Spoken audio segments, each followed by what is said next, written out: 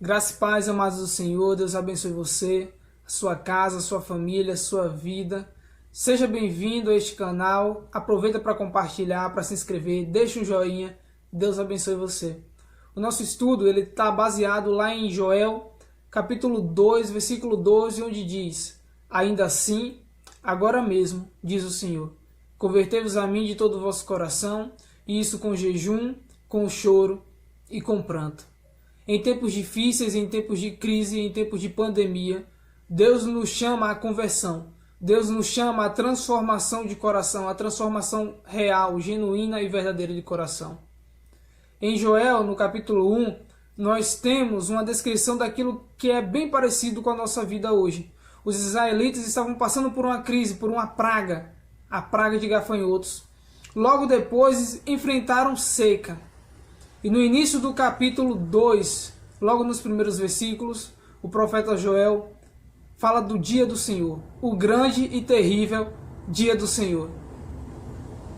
Tão terrível que no versículo 11, o profeta pergunta: quem poderá resistir? Quem poderá resistir ao dia do Senhor? Nós estamos falando em fim dos tempos, em que Deus está agindo com mão poderosa sobre as nossas vidas. Mas em que pé nós estamos?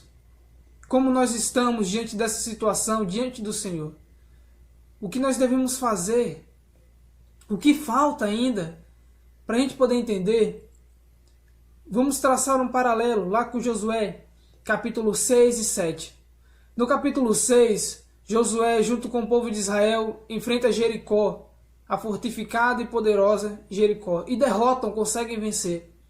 Acã, um israelita, pega dos espólios da guerra, algo que ele não poderia fazer, porque os espólios daquela guerra seriam para o Senhor. Quando ele faz isso, a ira do Senhor se acende contra ele e, consequentemente, contra o povo de Israel. Quando eles vão enfrentar Ai, que era uma cidade menor, uma cidade pequena, eles perdem. Josué, diante daquilo, se coloca de joelhos, se prostra diante do Senhor, rasga suas vestes e questiona o Senhor por que tudo aquilo estava acontecendo. Que era melhor o Senhor ter deixado eles do outro lado do Jordão, onde eles não perderiam nenhum homem na guerra. Então o Senhor olha para Josué naquele estado e diz: levanta-te, levanta-te, Josué, porque o meu povo tem pecado contra mim, vai e santifica-o. Porque o Senhor sabia o que Acã tinha feito e a ira do Senhor estava sobre aquele povo.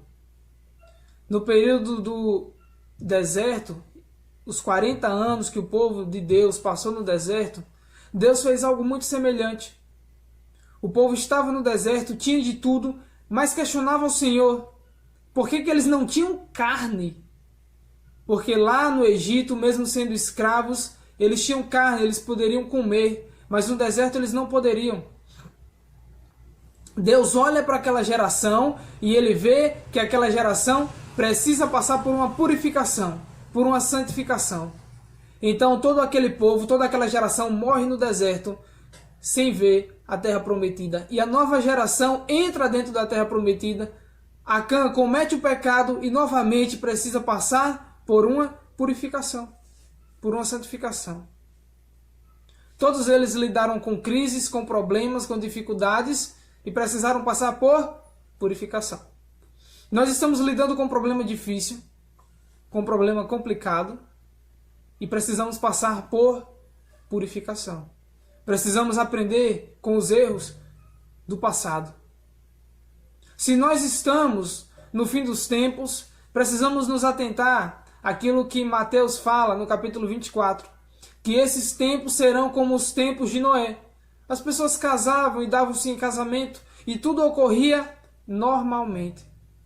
É importante a gente destacar também outra questão. No tempo de Noé, a chuva não caiu antes da arca estar pronta. A chuva não caiu antes dos animais terem entrado na arca. A chuva não caiu antes de Noé e sua família terem entrado na arca e o anjo ter fechado a porta. Isso nos diz uma coisa. Antes de Deus mandar o que ele tem para mandar, ele vai preparar todo o terreno. Então, quando a gente se pergunta o que falta para o fim dos tempos, o que é que está faltando? Faltam pessoas que falem mais de Deus. porque no fim dos tempos as pessoas saberão quem Ele é.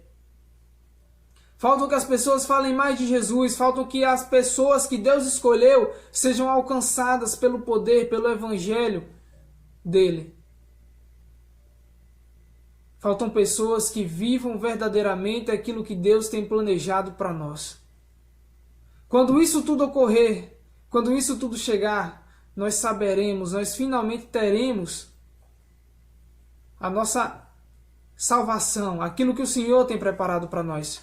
Depois que Acã foi morto, apedrejado, o povo de Israel novamente passou a prosperar. Depois que a antiga geração do deserto se foi, a nova geração passou a prosperar.